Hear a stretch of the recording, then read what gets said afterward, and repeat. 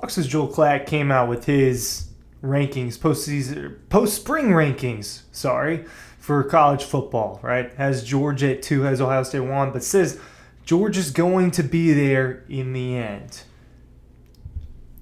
I think he's right. It's not a hot take. First of all, it's not a hot take. Saying that Georgia is going to get really far this season, that Georgia's going to make the playoff, or they're going to win the national championship. They're the odds-on favorite. And they've got the odds-on favorite Heisman winner, blah, blah, blah. So this isn't some hot take. But I am very confident in this Georgia team. I'm more confident in this Georgia team than last year's Georgia team.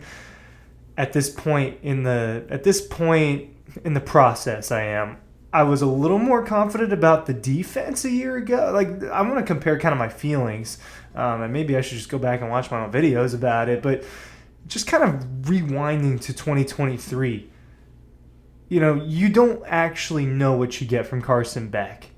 You don't know what you're getting from Mike Bobo. I don't know why I made that so drastic, but you don't know what you're getting from Mike Bobo. There was a lot of transition, the pressure of a three-peat. So many things that were going to be difficult for Georgia to get through, right? You think, well, they got Brock Bowers, they've got a great secondary, they've got Kirby Smart. We think Carson Beck is going to be really good, and he ended up being really good. But it wasn't enough, and not specifically just from Carson, but from the team. And I feel more confident about them this year.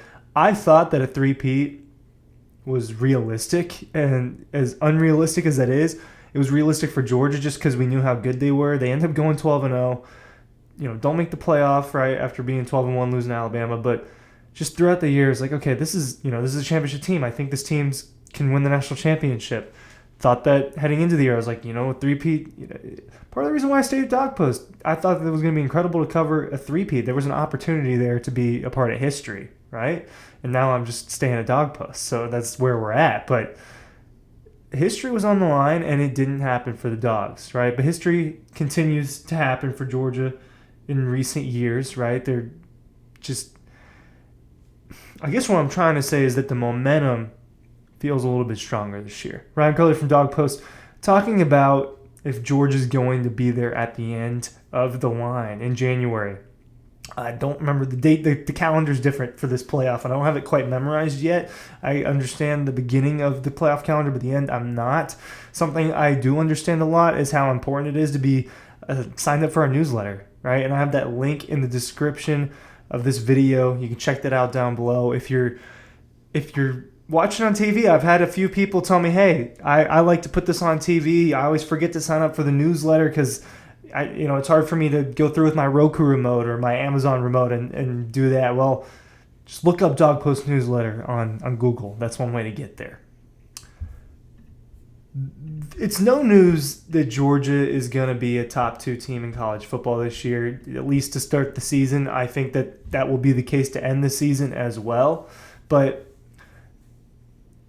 this offense, I think, is going to be really legit. And it sounds stupid to say that because it's been legit.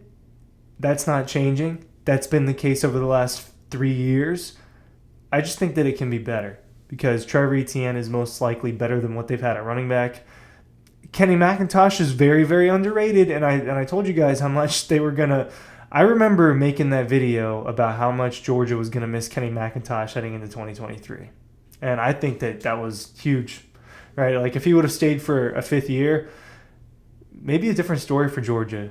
Get off to a hotter start, but that's beside the point, and we're looking back in hindsight for that. We're looking at 2024 right now, and this offense, I think that there's a more balanced group of weapons when you think about Kobe Young and kind of the elevation of some other players. You take away a unicorn in Brock Bowers, you take away Ladd McConkey. They weren't, a full go the entire time last year, and I think that Georgia's offense was still really good without them.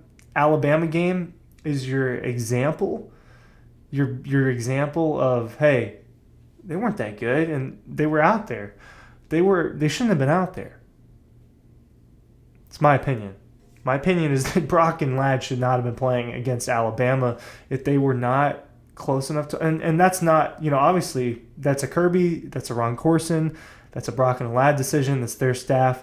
If they felt that they were, healthy enough to make a huge impact and make a positive impact, then that's the case. But to me, when you're as good as Georgia is and has players like Dominic Lovett and Dylan Bell Dylan Bell did mess up, but he's just an example. Players that I think that they could have made plays. Then maybe Brock and Ladd didn't need to be out there as much, and maybe they could have been more decoys than anything else. But that's just my take looking back on that. Watching Georgia's spring game made me feel good about the defense. So let's pivot to the defense before I go back to the offense, because I said a few minutes ago at the beginning of this video, hey, I don't know if I feel as good about this defense as I did about the 2023 defense at this point in the process. Why would you, Ryan, why do you still feel good about the Georgia defense? It's because they're fast. Just go watch G-Day. Did you think they were going to be that fast and be able to? I was impressed with how good they were against Georgia's offense. Now, it's not a full offense. It's not what you would see in a game necessarily, but they're not going to see much better. They're not going to see much better other than 3 offenses this season. Texas, Ole Miss, and Alabama. Maybe Tennessee is pretty good on offense. Maybe Kentucky is on offense.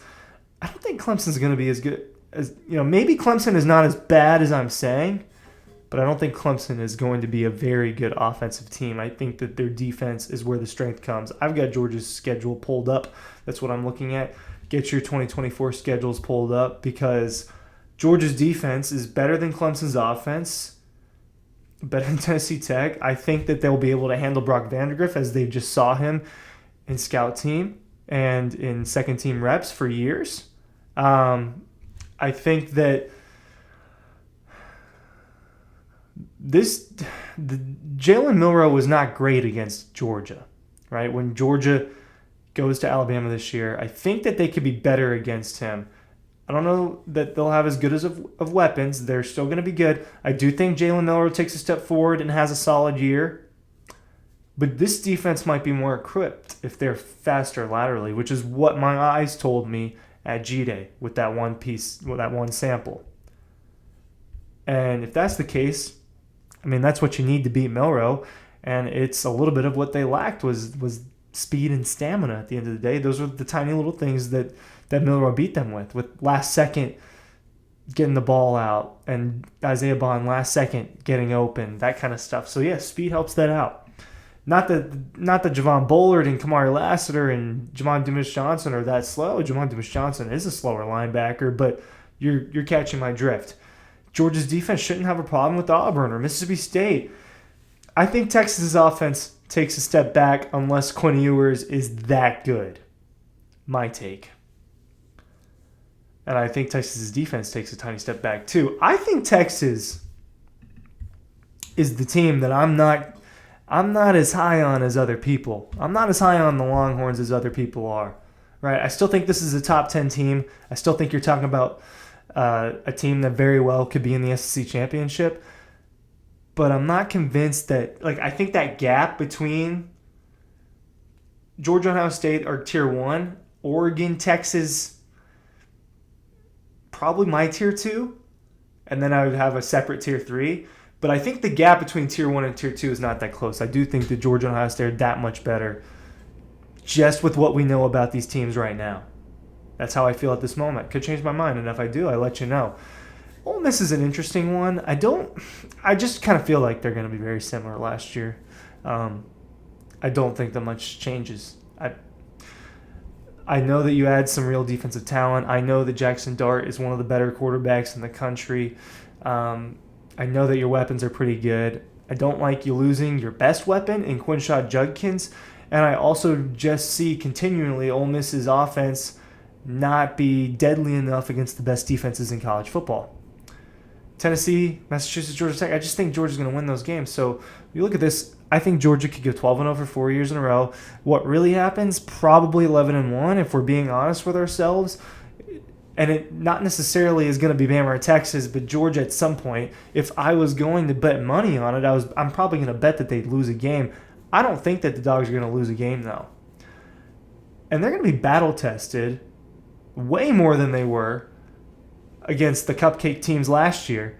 This time they're going to be battle tested, and when they get to the play, they've been playing a playoff all year long, going against Bama and Texas and Ole Miss and Clemson, all these teams. So, yeah, Georgia's going to be there in the end. Thanks for watching.